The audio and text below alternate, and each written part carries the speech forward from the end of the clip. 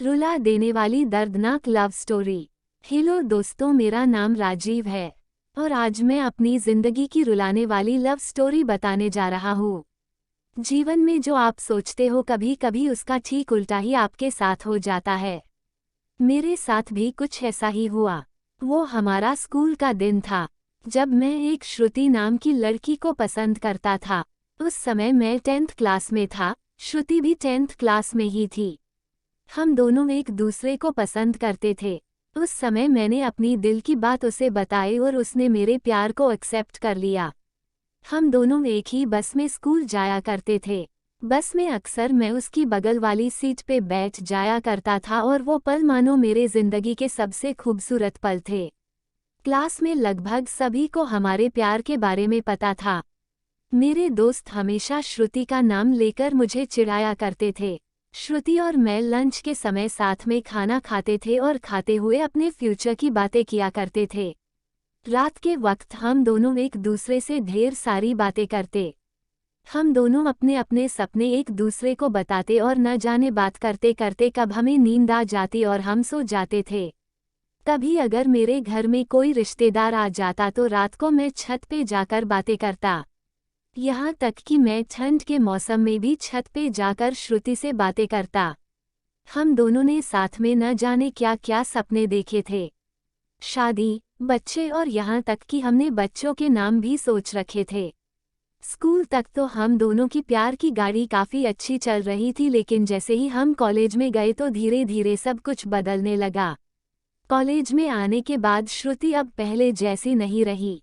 वो मुझे अब इग्नोर करने लगी। अब न वो पहले जैसी बातें करती और न वो मेरी तरफ देखती। मैं सोचने लगा ये श्रुति को क्या होता जा रहा है, वो मेरे साथ ऐसा क्यों कर रही है।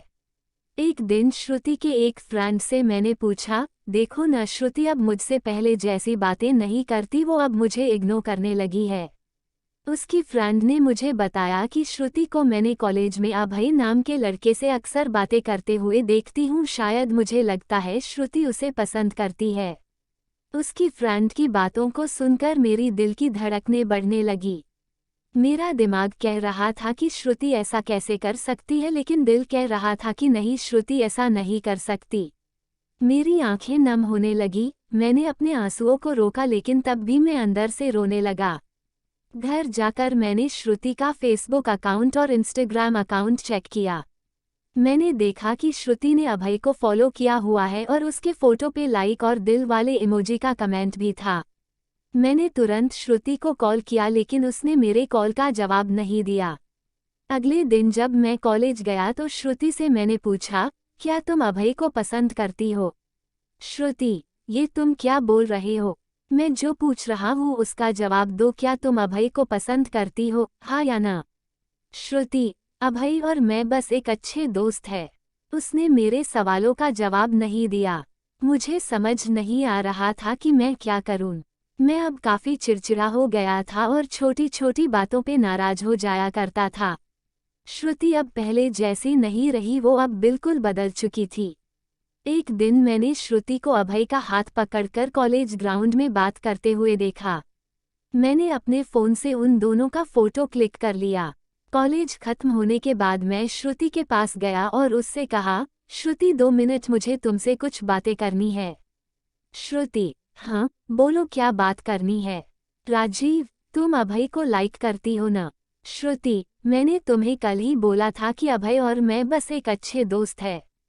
राजीव, सिर्फ अच्छे दोस्त हो ना? तो ये फोटो देखो, एक दूसरे का हाथ पकड़कर क्या बातें हो रही थी। श्रुति गुस्से से मेरी तरफ देखी और बोली, हाँ मैं उसे लाइक करती हूँ, तुम्हें उससे क्या प्रॉब्लम है?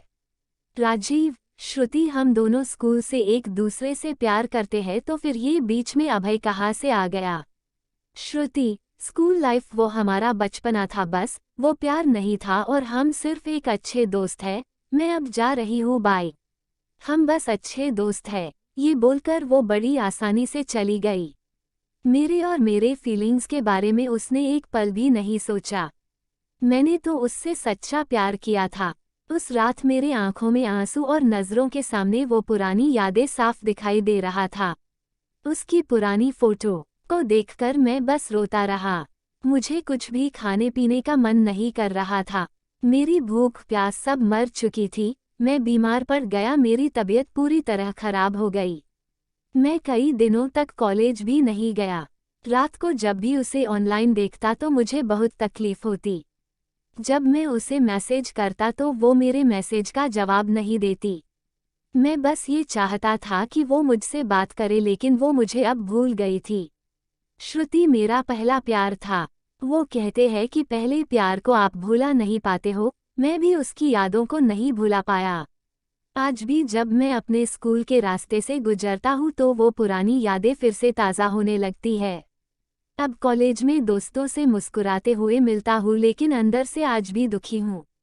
अब ये दुख कब कम होगा मुझे नहीं पता। जीवन में जैसा हम सोचते हैं वैसा नहीं होता। आप सच्चे हो इसका ये मतलब नहीं कि सामने वाला भी सच्चा हो। वक्त के साथ इंसान भी बदल जाते हैं। दोस्तों, कहानी पसंद आए तो चैनल को सब्सक्राइब जरूर कर दें। धन्यवाद।